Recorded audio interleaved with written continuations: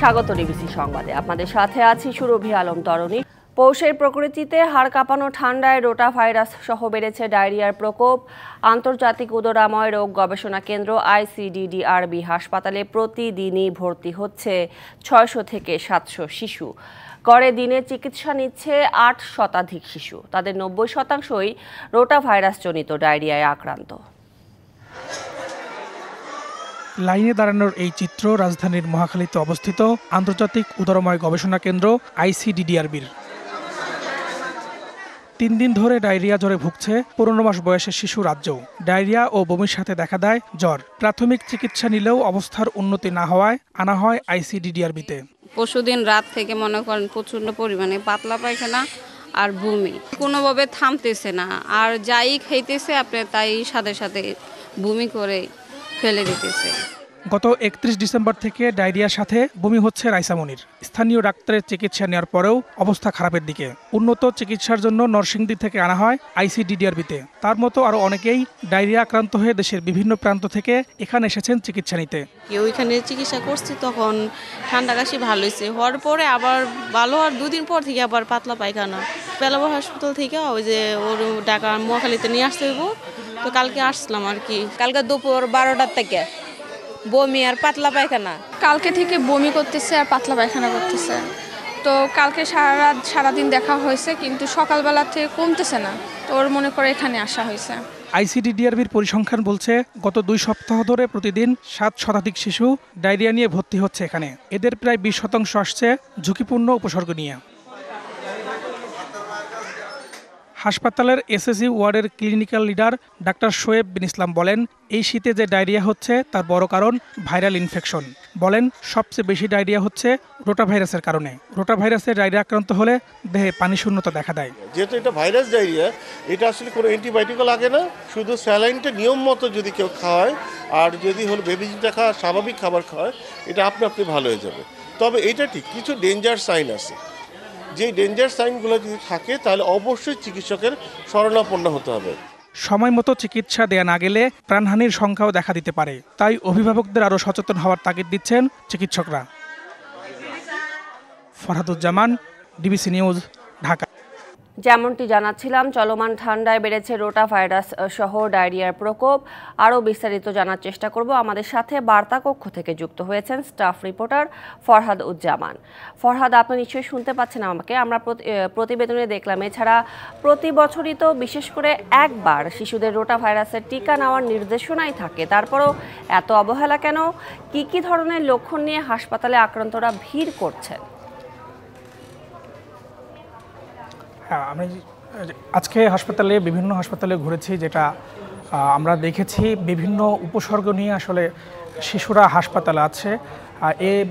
যাদের আসলে হাসপাতাল থেকে চিকিৎসা দিচ্ছে এদের 80%ই শিশু, যারা বমি, পাতলা পায়খানা, কিছু খেলেই বমি হয়ে যাচ্ছে এবং কান্না করছে, যারা কান্না থামছে না অনেক সময়, এবং বিভিন্ন কারণ এটা হচ্ছে। এইটা নিরূপণের আসলে 2টা উপায় আছে। একটা হচ্ছে 3 মাস বয়সেই একটা টিকা নিতে হয় আর জন্মের পর থেকে, এবং আরেকটা উপায় হচ্ছে জন্মের পর থেকেই শিশুদের পরিষ্কার পরিচ্ছন্নভাবে রাখতে হবে। বিশেষ করে যেটা শিশুদের কোনোভাবেই নোংরা বা ময়লা স্থানে রাখা যাবে না। তাদেরকে সাথে সাথেই যারা আসলে তাদেরকে টেক কেয়ার করে, বিশেষ করে মা, তাদেরকে সবসময় পরিষ্কার পরিচ্ছন্ন থাকতে হবে। তাদেরকে ধরার আগে বা তাদেরকে স্পর্শ করার আগে সবসময় স্যানিটাইজ ইউজ করতে হবে। এরপর সাবান দিয়ে ভালো করে স্যাভলন দিয়ে হাত পরিষ্কার করে নিতে হবে। আর একটা বিষয় হচ্ছে যে এই ডাক্তাররা আমাদের যেটা জানিয়েছেন যে অনেকেই আসলে এই টিকাগুলো দিচ্ছেন না এবং এই নিয়মগুলো মানছেন না। আর শীতের সময় এই রোটা ভাইরাসজনিত কারণে এই উপসর্গটা বেশি দেখা যাচ্ছে। এবং যাদের বয়স 2 বছরের কম যারা হাসপাতালে আসছে, তবে ডাক্তাররা এটাও বলেছেন যে যদি ঠিকমতো ওষুধ খাওয়ানো যায়, বিশেষ করে স্যালাইনটাই এখানে আসলে ওষুধ হিসেবে বলা হয়েছে, অন্য কোনো অ্যান্টিবায়োটিকের প্রয়োজন নেই। এবং আরেকটা জিনিস আমরা দেখেছি যে গত 2 মাসে, বিশেষ করে এই লাস্ট 2 সপ্তাহে হাসপাতালে 600 থেকে 700 শিশুই ভর্তি হয়েছে। এর মধ্যে 80% থেকে 85% হচ্ছে শিশু। এবং আমরা আরেকটা জিনিস দেখতে পেয়েছি যে শুধু ঢাকা না, ঢাকার বাইরে থেকেও আশপাশের জেলা এবং দেশের দূর দূরান্ত থেকেও শিশুরা আসছে এখানে রোগীরা আসছেন। ফরহাদ, আরেকটি প্রশ্ন, যে ডায়রিয়া থেকে সতর্কতা এবং ডায়রিয়া প্রতিরোধে চিকিৎসকরা কি ধরনের পরামর্শ দিচ্ছেন এবং অভিভাবকরা এটি নিয়ে কতটুকু সচেতন? হ্যাঁ, এটা ডাক্তাররা বারবার করে গুরুত্ব দিয়েছেন যে ওইটা অভিভাবকদেরই সতর্ক হতে হবে এবং এটা মূলত স্যালাইন খেলেই ঠিক হয়ে যায়, অ্যান্টিবায়োটিকের কোনো প্রয়োজন নেই। তারা এটাও অভিযোগ করেছেন অনেক ডাক্তার অ্যান্টিবায়োটিক দিচ্ছেন, এটা শিশুদের জন্য ক্ষতিকর। আর একটা বিষয় যেটা জানিয়েছেন, শিশুদের পরিমাণ মতো স্যালাইন খেতে হবে। যেই শিশুর বয়স যত মাস তার জন্য 1 চামচ করে স্যালাইন খেতে হবে এবং এটা ঠিক পরিমাণ মতোই পানি দিয়ে বানাতে হবে। এর বেশি হলেও শিশুদের জন্য ক্ষতিকর, এর কম হলেও ক্ষতিকর। বেশিও খাওয়ানো যাবে না, কমও খাওয়া যাবে না। যত বেশি খাওয়ালে শিশুদের জন্য বিভিন্ন শারীরিক এবং বিভিন্ন সমস্যা হতে পারে এবং এই সমস্ত উপসর্গ বিশেষ করে যদি এটা বাড়ি থেকেই প্রাথমিকভাবে চিকিৎসা দেওয়া যেতে পারে, কিন্তু কিছু উপসর্গ আছে যেমন নেতিয়ে পড়া, কোনো কিছু খেলেই সাথে সাথে বমি করে দেয়া, ঘাড় বেঁকে যাওয়া, নেতিয়ে পড়া, এই উপসর্গগুলো দেখা দিলে সাথে সাথে হাসপাতালে ভর্তি হওয়ার পরামর্শ দিয়েছেন চিকিৎসকরা। এবং আমরা আজকে বিশেষ করে যতগুলো অভিভাবকদের সাথে কথা বলেছি তারাও প্রাথমিক চিকিৎসা স্থানীয়ভাবে নিয়েছেন, কিন্তু না হওয়ার কারণেই আসলে দেশের বিভিন্ন জায়গা থেকে তারা ঢাকাতে এসে ICDDRBতে ভর্তি হয়েছেন এবং এই জিনিসগুলো বারবার তারা লক্ষ্য রাখতে বলছেন যেন শিশুকে কখনোই অপরিষ্কার যেন রাখা না হয় এবং শীতের এই প্রকোপ থেকে বাঁচানোর জন্য তারা শিশুকে শীত থেকে একটু আগলে রাখতে বলেছেন যাতে যেন ঠান্ডাটা না লাগে, কারণ এই ভাইরাসটা ঠান্ডার মধ্যেই বেশি হয় এবং গতবারের চেয়ে এইবার একটু এই সংখ্যাটা এই ডায়রিয়াটা বেশি দেখা যাচ্ছে, যার মূলত কারণ হচ্ছে এই ভাইরাসটা। ফরহাদ, ধন্যবাদ আপনাকে বিস্তারিতভাবে জানানোর জন্য। দর্শক, ডিবিসি নিউজে শুরু হয়েছে ধারাবাহিক প্রতিবেদন দুর্নীতি যাদের নীতি এবং আজ সম্প্রচার হবে এই আয়োজনের 17তম পর্ব।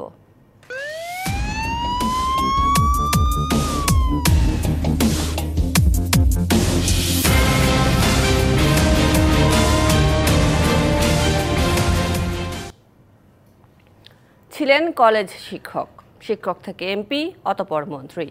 জনপ্রশাসন মন্ত্রণালয়ের দায়িত্ব পেয়ে মেহেরপুরে সবকিছুর নিয়ন্ত্রক হয়ে ওঠেন অধ্যাপক ফরহাদ হোসেন।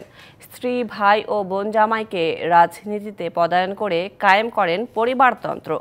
এছাড়া কুষ্টিয়া, চুয়াডাঙ্গা সহ আশেপাশের জেলার ঠিকাদারি, নানা কাজ, নানান বরাদ্দ, নিয়ন্ত্রণ সহ সবকিছুই চলে যায় ফরহাদ পরিবারের মুঠোয়। এভাবে গড়েছেন হাজার কোটি টাকার সম্পদ, পাচার করেছেন দেশের বাইরেও। 2014 সালে এমপি নির্বাচিত হন ফরহাদ হোসেন। শিক্ষক থেকে এমপি হয়ে বদলে যেতে থাকেন তিনি। 2015 সালে জেলা আওয়ামী লীগের সভাপতি নির্বাচিত হন। 2018 সালে দায়িত্ব পান জনপ্রশাসন প্রতিমন্ত্রীর। সবশেষ 2014 সালে আওয়ামী লীগ সরকার গঠন করলে একই মন্ত্রণালয়ে পূর্ণমন্ত্রী হন ফরহাদ। স্থানীয়দের অভিযোগ, গুরুত্বপূর্ণ মন্ত্রণালয়ের দায়িত্ব পাওয়ার পরই বেরিয়ে আসতে থাকে ফরহাদ হোসেনের আসল রূপ। পুরো জেলায় একচ্ছত্র আধিপত্য বিস্তার করেন তিনি। স্বজনদের গুরুত্বপূর্ণ পদ দিয়ে কায়েম করেন পরিবারতন্ত্র। স্ত্রী সৈয়দা মোনালিসাকে কেন্দ্রীয় যুব মহিলা লীগের সদস্য, ছোট ভাই সরফরাজ হোসেন মৃদুলকে বানান জেলা যুবলীগের যুগ্ম আহ্বায়ক এবং বোনজামাই ইউপি চেয়ারম্যান বাবলু বিশ্বাস পান জেলা আওয়ামী লীগের সহসভাপতির পদ। মেহেরপুর সহ আশপাশের কয়েকটি জেলায় ছড়ি ঘোরাতেন তারা। ক্যাসিনো ব্যবসার পরিচালনা সহ ঠিকাদারি কাজের কমিশন নিজে আদায় করতেন ফরহাদ হোসেনের স্ত্রী। এভাবে তিনি কোটি টাকা হাতিয়ে নিজস্ব বলয় তৈরি করেন। দলের নেতাদের কোণঠাসা করে তৈরি করেন ফরহাদ লীগ। সম্পদ গড়েছেন দেশ ও দেশের বাইরে। পারিবারিক একটা দলে পরিণত হয়েছিল।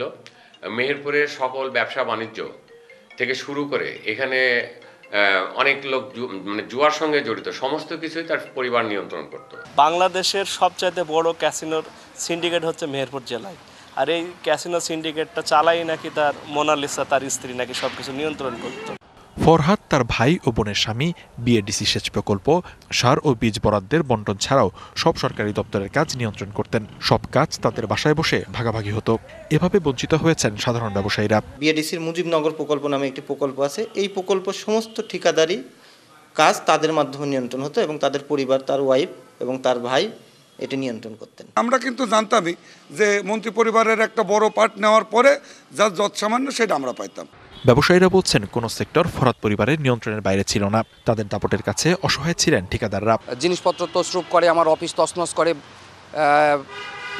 আমার ফাইলপত্র সব নষ্ট করে দেয়, তারা আমার বিভিন্ন ডকুমেন্টসও তারা নষ্ট করে দিয়েছে। তারা পুলিশকে এভাবেই আমার বিরুদ্ধে ব্যবহার করেছিল। এছাড়া মেহেরপুরে বাড়ি, ব্যবসা প্রতিষ্ঠান সহ নানা সম্পদ আছে ফরহাদ ও তার পরিবারের সদস্যদের।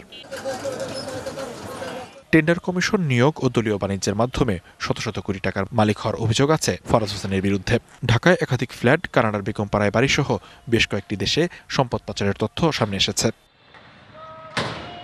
যদিও সবশেষ হলফনামায় তার ছিটে ফোটাও নেই। 2014-তে বার্ষিক আয় দেখান 6,12,000 টাকা, আর 2024-এ দেখান 47,25,000। স্থাবর সম্পদ 2014-তে শুধু অকৃষি জমি দেখালেও 10 বছরে সেই জমি ছাড়াও বেড়ে হয় 75 লাখ টাকা, আর অস্থাবর সম্পদ 26,27,000 থেকে হয় 6,75,00,000 টাকা।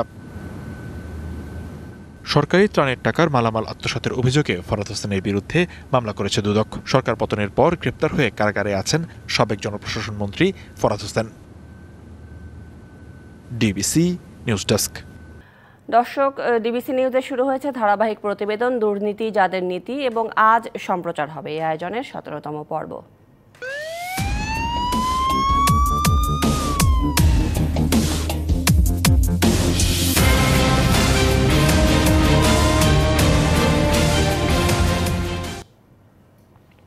ছিলেন কলেজ শিক্ষক, শিক্ষক থেকে এমপি, অতঃপর মন্ত্রী। জনপ্রশাসন মন্ত্রণালয়ের দায়িত্ব পেয়ে মেহেরপুরে সবকিছুর নিয়ন্ত্রক হয়ে ওঠেন অধ্যাপক ফরহাদ হোসেন। স্ত্রী, ভাই ও বোন জামাইকে রাজনীতিতে পদায়ন করে কায়েম করেন পরিবারতন্ত্র। এছাড়া কুষ্টিয়া, চুয়াডাঙ্গা সহ আশেপাশের জেলার ঠিকাদারি, নানা কাজ, নানান বরাদ্দ, নিয়ন্ত্রণ সহ সবকিছুই চলে যায় ফরহাদ পরিবারের মুঠোয়। এভাবে গড়েছেন হাজার কোটি টাকার সম্পদ, পাচার করেছেন দেশের বাইরেও। 2014 সালে এমপি নির্বাচিত হন ফরহাদ হোসেন। শিক্ষক থেকে এমপি হয়ে বদলে যেতে থাকেন তিনি। 2015 সালে জেলা আওয়ামী লীগের সভাপতি নির্বাচিত হন। 2018 সালে দায়িত্ব পান জনপ্রশাসন প্রতিমন্ত্রীর। সবশেষ 2014 সালে আওয়ামী লীগ সরকার গঠন করলে একই মন্ত্রণালয়ে পূর্ণমন্ত্রী হন ফরহাদ। স্থানীয়দের অভিযোগ, গুরুত্বপূর্ণ মন্ত্রণালয়ের দায়িত্ব পাওয়ার পরই বেরিয়ে আসতে থাকে ফরহাদ হোসেনের আসল রূপ। পুরো জেলায় একচ্ছত্র আধিপত্য বিস্তার করেন তিনি। স্বজনদের গুরুত্বপূর্ণ পদ দিয়ে কায়েম করেন পরিবারতন্ত্র। স্ত্রী সৈয়দা মোনালিসাকে কেন্দ্রীয় যুব মহিলা লীগের সদস্য, ছোট ভাই সরফরাজ হোসেন মৃদুলকে বানান জেলা যুবলীগের যুগ্ম আহ্বায়ক এবং বোনজামাই ইউপি চেয়ারম্যান বাবলু বিশ্বাস পান জেলা আওয়ামী লীগের সহসভাপতির পদ। মেহেরপুর সহ আশপাশের কয়েকটি জেলায় ছড়ি ঘোরাতেন তারা। ক্যাসিনো ব্যবসার পরিচালনা সহ ঠিকাদারি কাজের কমিশন নিজে আদায় করতেন ফরহাদ হোসেনের স্ত্রী। এভাবে তিনি কোটি টাকা হাতিয়ে নিজস্ব বলয় তৈরি করেন। দলের নেতাদের কোণঠাসা করে তৈরি করেন ফরহাদ লীগ। সম্পদ গড়েছেন দেশ ও দেশের বাইরে। পারিবারিক একটা দলে পরিণত হয়েছিল। মেহেরপুরের সকল ব্যবসা বাণিজ্য থেকে শুরু করে এখানে অনেক লোক জুয়ার সঙ্গে জড়িত, সমস্ত কিছুই তার পরিবার নিয়ন্ত্রণ করত। বাংলাদেশের সবচাইতে বড় ক্যাসিনোর সিন্ডিকেট হচ্ছে মেহেরপুর জেলায়, আর এই ক্যাসিনো সিন্ডিকেটটা চালাই নাকি তার মোনালিসা, তার স্ত্রী নাকি সবকিছু নিয়ন্ত্রণ করত। ফরহাদ তার ভাই ও বোনের স্বামী বিএডিসি সেচ প্রকল্প, সার ও বীজ বরাদ্দের বন্টন ছাড়াও সব সরকারি দপ্তরের কাজ নিয়ন্ত্রণ করতেন। সব কাজ তাদের বাসায় বসে ভাগাভাগি হতো। এভাবে বঞ্চিত হয়েছেন সাধারণ ব্যবসায়ীরা। বিএডিসির মুজিবনগর প্রকল্প নামে একটি প্রকল্প আছে। এই প্রকল্প সমস্ত ঠিকাদারি কাজ তাদের মাধ্যমে নিয়ন্ত্রণ হতো এবং তাদের পরিবার, তার ওয়াইফ এবং তার ভাই এটি নিয়ন্ত্রণ করতেন। আমরা কিন্তু জানতামই যে মন্ত্রী পরিবারের একটা বড় পার্ট নেওয়ার পরে যা যৎসামান্য সেটা আমরা পাইতাম। ব্যবসায়ীরা বলছেন কোন সেক্টর ফরহাদ পরিবারের নিয়ন্ত্রণের বাইরে ছিল না। তাদের দাপটের কাছে অসহায় ছিলেন ঠিকাদাররা। জিনিসপত্র তছরূপ করে, আমার অফিস তছনছ করে, আমার ফাইলপত্র সব নষ্ট করে দেয়। তারা আমার বিভিন্ন ডকুমেন্টসও তারা নষ্ট করে দিয়েছে। তারা পুলিশকে এভাবেই আমার বিরুদ্ধে ব্যবহার করেছিল। এছাড়া মেহেরপুরে বাড়ি, ব্যবসা প্রতিষ্ঠান সহ নানা সম্পদ আছে ফরহাদ ও তার পরিবারের সদস্যদের। টেন্ডার কমিশন নিয়োগ ও দলীয় বাণিজ্যের মাধ্যমে শত শত কোটি টাকার মালিক হওয়ার অভিযোগ আছে ফরহাদ হোসেনের বিরুদ্ধে। ঢাকায় একাধিক ফ্ল্যাট, কানাডার বেগমপাড়ায় বাড়ি সহ বেশ কয়েকটি দেশে সম্পদ পাচারের তথ্য সামনে এসেছে।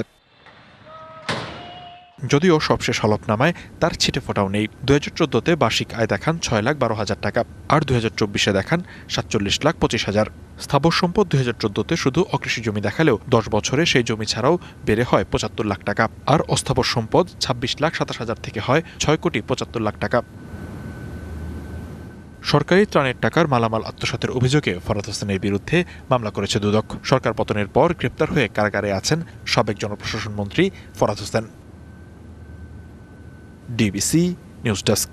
অধ্যাপক এবং সাবেক মন্ত্রী ফরহাদ হোসেনের দুর্নীতির বিষয়ে আরো বিস্তারিত জানার চেষ্টা করব আমরা। আমাদের সাথে মেহেরপুর থেকে অনলাইনে যুক্ত হয়েছেন মেহেরপুর জেলা সুজনের সাধারণ সম্পাদক সৈয়দ মোহাম্মদ জাকির হোসেন। সৈয়দ মোহাম্মদ জাকির হোসেন, আপনি নিজেও জানেন সমাজের অন্যতম সম্মানজনক একটি পেশা হচ্ছে শিক্ষকতা, এবং সেই শিক্ষকই যদি দুর্নীতিতে জড়িয়ে পড়েন তাহলে এই চিত্রগুলো কি বার্তা দিচ্ছে বর্তমান প্রজন্মকে? অসংখ্য ধন্যবাদ ডিবিসি নিউজকে এবং আপনাকে। শুভ সন্ধ্যা, শুভেচ্ছা এবং নববর্ষের শুভেচ্ছা। আসলে বিষয়গত আমি নিজেও একজন শিক্ষক। অবশ্যই শিক্ষক থেকে যদি সামাজিক অবক্ষয় এবং নৈতিক অবক্ষয় ঘটে থাকে, এটা অবশ্যই সমাজের জন্য খুবই চক্ষুষুর এবং খুব একটা বাজে ব্যাপার। সেক্ষেত্রে একজন শিক্ষক হিসাবে চলাফেরা, সেটা রাজনৈতিক বলেন আর অর্থনৈতিক বলেন, অবশ্যই নিজেকে নিয়ন্ত্রণ ভাবে চলাটা উচিত বলে আমি মনে করি।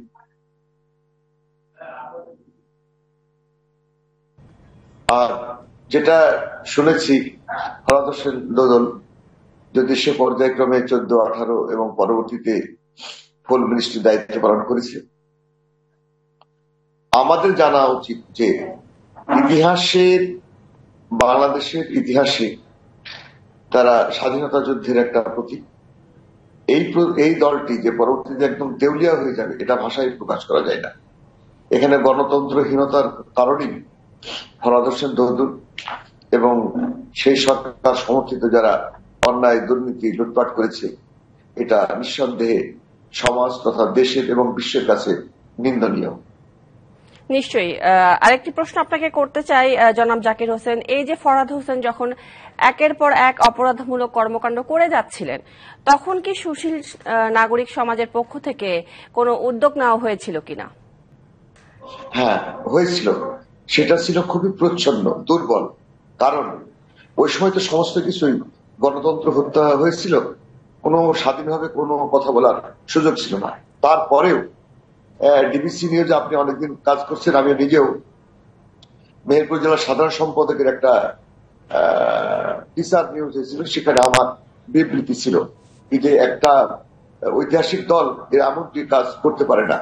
তবে আমরাও বলেছি যে আসলে বিষয়টি কি জানেন, যেখানে নৈতিক অবক্ষয় ঘটে থাকে সেখানে শিক্ষক বলেন আর যে পেশায় বলেন, সেখানে আর কোনো কিছুই ঠিক থাকে না।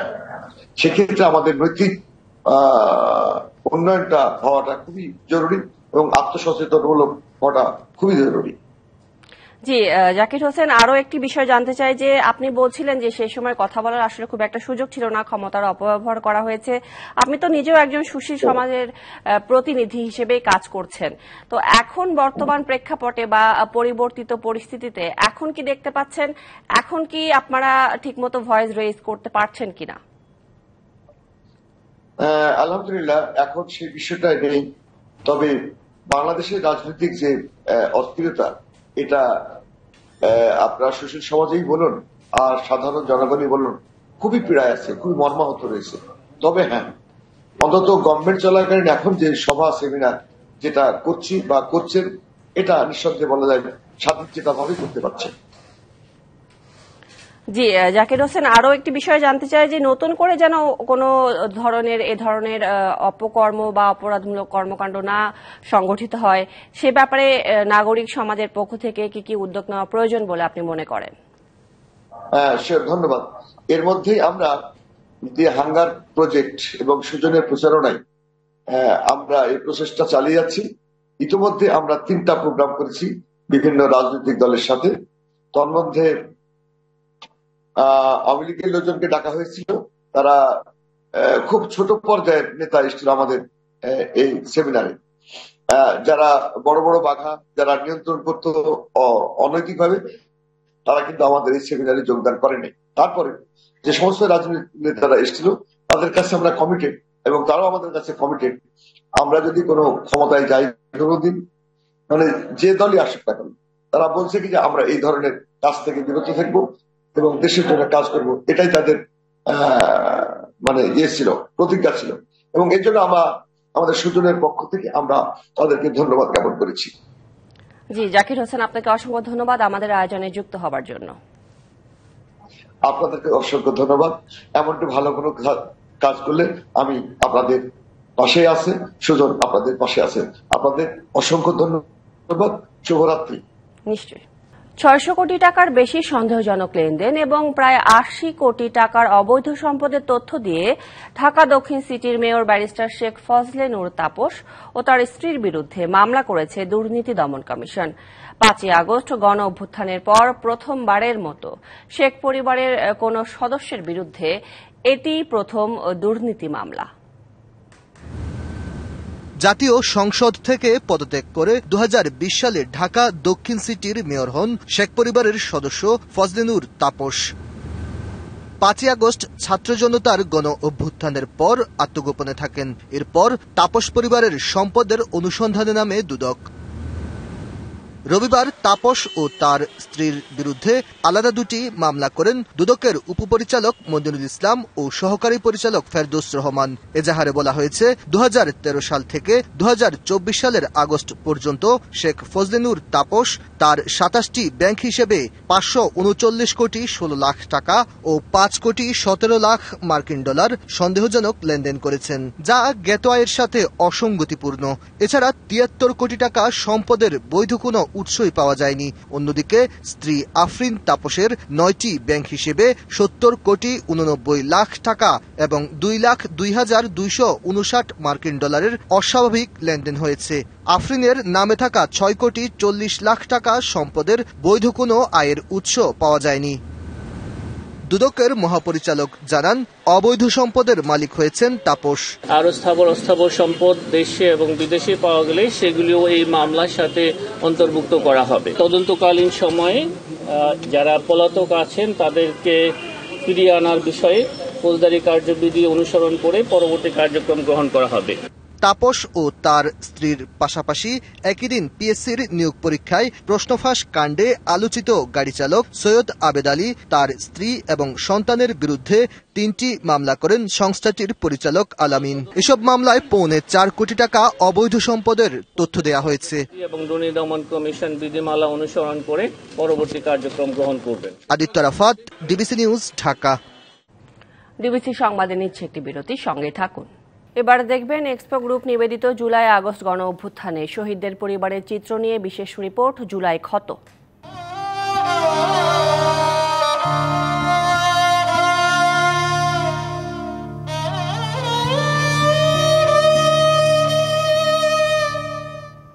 দিন কয়েক পরেই ঘর আলো করে আসবে সন্তান, এমন প্রতীক্ষায় দিন গুনছিলেন বাবা।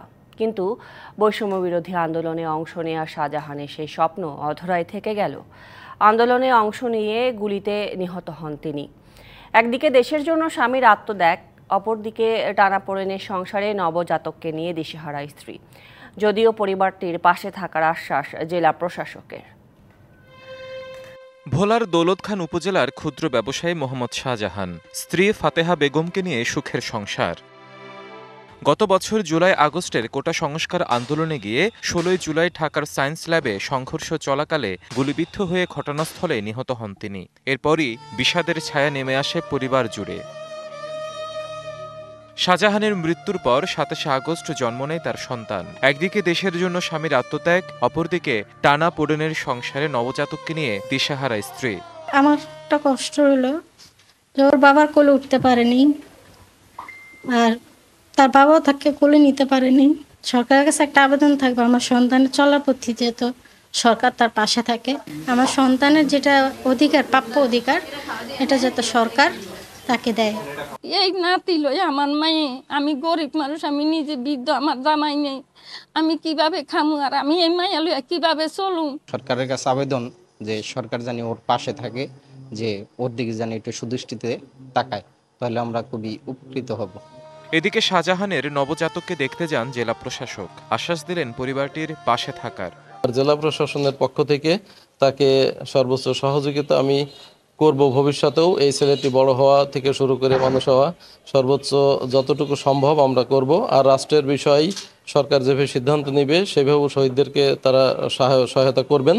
সবার সহযোগিতায় শাহজাহানের সন্তান বেড়ে উঠুক স্বপ্নের বৈষম্যহীন বাংলাদেশে। সহযোগিতায় পাশে থাকুক সরকার, এমনটাই প্রত্যাশা স্থানীয়দের। DBC news desk. Meril petroleum জেলির সৌজন্যে এবারে জানাবো শীতের গল্প। পৌষের শেষ ভাগে দেশে চলছে শীতের দাপট, অস্থির জনজীবন, বিপর্যস্ত প্রাণীকুল, দুর্ভোগে স্বল্প আয়ের মানুষ। হাসপাতালগুলোতে ঠান্ডাজনিত রোগীর সংখ্যা বেড়েছে, তবে বেলা বাড়তে বিভিন্ন জেলায় দেখা মিলেছে রোদের ঝিলিক। রবিবার সকালে কুয়াশার চাদরে ঢাকা পড়ে দেশের বিভিন্ন এলাকার পথঘাট। ধীরগতিতে চলাচল করে যানবাহন, বন্ধ থাকে ফেরিঘাটে নৌ চলাচলও। সকাল ৯টায় পঞ্চগড়ের তেঁতুলিয়ায় রেকর্ড করা হয় দেশের সর্বনিম্ন ৯.৭ ডিগ্রি সেলসিয়াস। হিমালয় থেকে নেমে আসা হিমেল হাওয়া শীতের তীব্রতা আরও বাড়িয়ে দেয়। তীব্র শীতের মাঝেই ঘন কুয়াশা উপেক্ষা করে কাজের সন্ধানে বের হন শ্রমজীবী মানুষেরা। আগুন জ্বালিয়ে শীত নিবারণের চেষ্টা করেন অনেকেই। এমন আবহাওয়া আগামী কয়েকদিন অব্যাহত থাকবে বলে জানিয়েছে আবহাওয়া অফিস। এই জেলার উপর দিয়ে গত এক সপ্তাহ ধরে শৈত্য প্রবাহ প্রবাহিত হচ্ছে। এই তাপমাত্রাটি আগামী 2 থেকে 3 দিন অপরিবর্তিত থাকার সম্ভাবনা রয়েছে। এদিকে শীতের দাপটে অস্থির চুয়াডাঙ্গার জনজীবন। সন্ধ্যা থেকে সকাল পর্যন্ত বৃষ্টির মতো ঝরছে শিশির। শীতের তীব্রতায় মানুষের কাজের গতি কমে গেছে, এতে বেশি দুর্ভোগে স্বল্প আয়ের মানুষ। আজ এত পরিমাণ কুয়াশা পড়েছে, এক হাত পড়তে আর মানুষজন দেখা যাচ্ছে না, যানবাহন চলাচল করতে পারছে না। এক কথায় জনজীবন বিপর্যস্ত অবস্থায় হয়ে গেছে শীতের কারণে। টানা কয়েকদিন যাবতীয় চুয়াডাঙ্গা জেলাতে প্রচুর পরিমাণে শীত পড়েছে। শীত জেঁকে বসেছে দক্ষিণ পশ্চিমাঞ্চলেও। ভোলায় কনকনে হিমেল হাওয়ায় বেড়েছে শীতের তীব্রতা। জেলে ও নৌযান শ্রমিক সহ নদী নির্ভর শ্রমজীবী মানুষ রয়েছে চরম দুর্ভোগে। শীতে বিপর্যস্ত ঝালকাঠির জনজীবন, তীব্র ঠান্ডায় কষ্টে প্রাণীকুল। এছাড়া হাসপাতালগুলোতে বাড়ছে শীতজনিত রোগে আক্রান্তের সংখ্যা। রাস্তায় গাড়ি চালানো যায় না, দুর্ঘটনায় অনেক সম্ভাবনা থাকে। সিরিয়ারা কিছু সামনে প্যাসেঞ্জার পাওয়া যায় না। এই অবস্থায় আসলে জনজীবন বিপর্যস্ত হয়ে পড়েছে আর কি এখানে। তবে বেলা বাড়তেই দেশের বিভিন্ন জেলায় মেলে রোদের ঝলকানি। স্বাভাবিক হতে শুরু করে জনজীবন। পৌষের শেষ ভাগে সন্ধ্যা নামতেই বাড়বে শীতের তীব্রতা। লিখনকান্তি ভৌমিক, ডিবিসি নিউজ ডেস্ক। উন্নত চিকিৎসার জন্য মঙ্গলবার রাতে বিএনপি চেয়ারপারসন বেগম খালেদা জিয়ার লন্ডনের উদ্দেশ্যে ঢাকা ছাড়ার কথা রয়েছে। তার আগে আজ রাতে দলের স্থায়ী কমিটির সদস্যদের সঙ্গে বৈঠক করবেন তিনি। খালেদা জিয়ার ব্যক্তিগত চিকিৎসক ও দলের স্থায়ী কমিটির সদস্য ডাক্তার AZM জাহিদ হোসেন ডিবিসি নিউজকে বিষয়টি নিশ্চিত করেছেন। তিনি বলেন, রাত 8টায় রাজধানীর গুলশানে খালেদা জিয়ার বাসভবনে এই বৈঠকটি হবে। এতে দলের চেয়ারপারসনের বিদেশ যাত্রার দিনক্ষণ সহ সার্বিক বিষয়গুলো চূড়ান্ত হবে। এর পাশাপাশি সিনিয়র নেতাদেরও তার সঙ্গে সৌজন্য সাক্ষাৎ করার কথা রয়েছে। প্রায় 2 মাস লন্ডনে অবস্থান করবেন বেগম খালেদা জিয়া। তাকে বিদেশে নেয়ার জন্য বিশেষ সুবিধা সম্পন্ন এয়ার অ্যাম্বুলেন্স পাঠাচ্ছেন কাতারের আমির। গুলশানে বিএনপির চেয়ারপারসনের কার্যালয়ে দলের স্থায়ী কমিটির সদস্যদের সাথে বৈঠকে বসেছেন চেয়ারপারসন বেগম খালেদা জিয়া। সেখানে আছেন আমাদের সহকর্মী সাব্বির রোজ। আমরা সরাসরি যুক্ত হব তার সাথে। সাব্বির রোজ, জানাবেন এখন পর্যন্ত কোন কোন নেতারা এসেছেন, কারোর সাথে কি আপনি কথা বলতে পেরেছেন কিনা, কি বলেছেন তারা? তরুণী, আমি গুলশানে বিএনপি চেয়ারপারসন খালেদা জিয়ার বাসভবনের সামনের ফিরোজার ঠিক সামনে রয়েছি। তো আপনাকে একটা কথা বলে রাখি যে এটা হচ্ছে সাক্ষাতের সময়টাই দেওয়া হয়েছে চেয়ারপারসনের সাথে। বিএনপি স্থায়ী কমিটির সদস্যগণ যে সাক্ষাতের সময়টি দেওয়া হচ্ছে সেটি হচ্ছে 8টা। তো এখন পর্যন্ত বিএনপি স্থায়ী কমিটির 2 জন সদস্য এসে পৌঁছেছেন। আমরা যতটুকু জেনেছি অনেকেই পথে আসছেন। তো নির্ধারিত সময়ের মধ্যেই এটি শুরু হবে, এই সৌজন্য সাক্ষাৎ শুরু হবে। এখন পর্যন্ত তারা আনুষ্ঠানিকভাবে কোনো কথাবার্তা বলেননি। তবে আমরা যতদূর জানতে পেরেছি তারা সাক্ষাৎ শেষে কথা বলার কথা রয়েছে বিএনপির পক্ষ থেকে। তো আমাদের সাথে অতিথি হিসেবে বিএনপি মিডিয়া সেলের সদস্য রয়েছেন। তো আমরা যদি তার কাছ থেকেই সরাসরি শুনতে চাই, শাহরুখ ভাই, আজকে মূলত এই সাক্ষাৎটি কিসের? বিএনপি চেয়ারপারসনের সভাপতিত্বে এবং দীর্ঘ বছর পরে বিএনপি স্থায়ী কমিটির সদস্য বৃন্দ তার সাথে দেখা করছেন, তো মূলত কিসের এটা? না, আসসালামু আলাইকুম। দীর্ঘদিন পরে না, স্থায়ী কমিটির সদস্য এবং বিএনপি মহাসচিব প্রায় সময় চেয়ারপারসনের সঙ্গে সাক্ষাৎ করেন এবং ঈদের সময় সবাই সাক্ষাৎ করেন। আর আজকে আসতেছেন স্থায়ী কমিটির সকল সদস্যগণ গণতন্ত্রের মাতা দেশনেত্রী ম্যাডাম খালেদা জিয়ার সঙ্গে সাক্ষাৎ করতে। আপনি জানেন যে উনি উন্নত চিকিৎসার জন্য বিদেশে যাওয়ার একটা শিডিউল আছে। এখনো আনুষ্ঠানিকভাবে অফিসিয়ালি বলা হয় নাই কত তারিখে কখন যাচ্ছেন, কিন্তু স্থায়ী কমিটির সদস্য এবং মহাসচিবরা সাক্ষাৎ করবেন, কথা বলবেন, স্বাস্থ্যের খোঁজ নেবেন, চেয়ারপারসনের পরামর্শ নেবেন, এইটুকুই জানি এখন পর্যন্ত। ইতিমধ্যে স্থায়ী কমিটির সদস্য কয়েকজন আসছেন। সাবেক ভারপ্রাপ্ত রাষ্ট্রপতি ব্যারিস্টার জমিরুদ্দিন সরকার, সেলিমা রহমান, বাবু ঈশ্বরচন্দ্র রায়, সালাউদ্দিন আহমেদ ওনারা আসছেন, আর মহাসচিব সহ আরো কয়েকজন চেয়ারপারসন অফিসে আছেন, সেখান থেকে আসতেছেন। বিএনপির পক্ষ থেকে আনুষ্ঠানিক কোনো বার্তা দেওয়া হবে কিনা বা কোনো প্রেস ব্রিফিং এর আয়োজন আছে কিনা সে সম্পর্কে আপনি কিছু জানেন? ওনাদের সাক্ষাতের পরে আশা করি মহাসচিব আপনাদেরকে কিছু বলবেন। অশেষ ধন্যবাদ আপনাকে। তরুণী, আপনি শুনছিলেন যে ব্যাপারগুলো রয়েছে, যে সাক্ষাৎ শুরু হবে ঠিক 8টায় এবং তার পরবর্তীতে বিএনপির পক্ষ থেকে আনুষ্ঠানিকভাবে প্রেস ব্রিফিং এর একটি বার্তাও দিয়েছেন আমাদের মিডিয়া সেল সদস্য। তো আজ মূলত আমরা যতটুকু জানতে পেরেছি যে তার চিকিৎসার জনিত বিষয়ে আজকের এই সাক্ষাৎটি রয়েছে। তারপরেও যেহেতু জনগণের কৌতূহল রয়েছে পরিবর্তিত প্রেক্ষাপটে, তো সেই বিষয়ে আমি আপনাকে সাক্ষাৎ শেষে পরবর্তী সংবাদে জানাতে পারবো। তরুণী, নিশ্চয়ই রাত 8টায় শুরু হবে বৈঠক, তখন নিশ্চয়ই আমরা আরো বিস্তারিত জানবো আপনার কাছ থেকে। সাব্বির, ধন্যবাদ আপনাকে যুক্ত হবার জন্য। বিসিবি সভাপতি ফারুক আহমেদ এবং পরিচালক নাজমুল আবেদিন ফাহিমের দ্বন্দ্বের টালমাটাল বাংলাদেশ ক্রিকেট বোর্ড। ফাহিমকে নিয়ে বাজে মন্তব্য করেছেন বিসিবি সভাপতি, এমন অভিযোগ পরিচালক নাজমুল আবেদিনের। ক্ষুব্ধ হয়ে পদত্যাগের হুঁশিয়ারি দিলেন নাজমুল আবেদিন ফাহিম। অভিযোগ, অভিমান এবং হুঁশিয়ারি। বিসিবি সভাপতি ফারুক আহমেদ আর পরিচালক নাজমুল আবেদিন ফাহিমের সম্পর্কটা ভালো যাচ্ছে না, তাই স্পষ্ট। গুঞ্জন আগে থেকেই ছিল, তবে এবার তা এলো প্রকাশ্যে। বিপিএল শুরুর দিনে পরিচালক নাজমুল আবেদিন ফাহিমকে নিয়ে বাজে মন্তব্য করেছেন বিসিবি সভাপতি ফারুক আহমেদ। এমন অভিযোগ নাজমুল আবেদিনের, যে মন্তব্য স্বাভাবিকভাবে নেননি তিনি। বলতে পারে যে হ্যাঁ একটা মন্তব্য উনি করেছিলেন আমার সামনে, অনেক লোকজনের সামনে, যেটা করা উচিত হয়নি। আমাকে নিয়ে একটা মন্তব্য উনি করেছিলেন। আমি এক্সপেক্ট করি না, আমি এক্সপেক্ট করি না কথাবার্তা ইন পাবলিক সবার সামনে এরকম কথাবার্তা আমি এক্সপেক্ট করি না, যদি আমি এটা তখন সেভাবে করিনি। শুধু অভিযোগ করেই ক্ষান্ত হননি এই পরিচালক, দিয়ে রেখেছেন হুঁশিয়ারি। ছাত্র জনতার আন্দোলনে সরাসরি অংশ নেয়া নাজমুল আবেদিন ফাহিম ক্রিকেটের উন্নয়নের ইচ্ছায় দায়িত্ব নিয়েছিলেন বিসিবিতে। তার কথা স্পষ্ট, যে উদ্দেশ্যে বিসিবিতে এসেছিলেন সেটি করতে পারছেন না তিনি, তাই তো পদত্যাগের রাস্তাটা খোলা আছে বলেও জানিয়ে রেখেছেন তিনি। একটা উদ্দেশ্য নিয়ে যেখানে আসা, এটা তো শুধু বোর্ড ডিরেক্টর হয়ে গেলাম সেটা সে কারণে এখানে আসা, মানে এই পদটা খোলা। যদি আমার এখানে ভালো না লাগে বা আমি মনের মতো করে কাজ করতে না পারি বা আমি যেভাবে দেখতে চাই সেভাবে না হয়, তাহলে সেই পদটা তো খোলা আছে, সেটা আমি আগে করেছি, সেটা যে কোনো সময় হতে পারে। গত বছরের 21 আগস্ট নাজমুল হাসান পাপনের পদত্যাগের পর সভাপতি হিসেবে দায়িত্ব নেন ফারুক আহমেদ। একই দিন পরিচালক হিসেবে যোগ দেন নাজমুল আবেদিন ফাহিম। 4 মাসের মাথাতেই দেখা দিয়েছে অসন্তোষ। সেটি কতদূর গড়ায় সেটি এখন দেখার বিষয়। Mamunur Rashid, DBC news, Dhaka.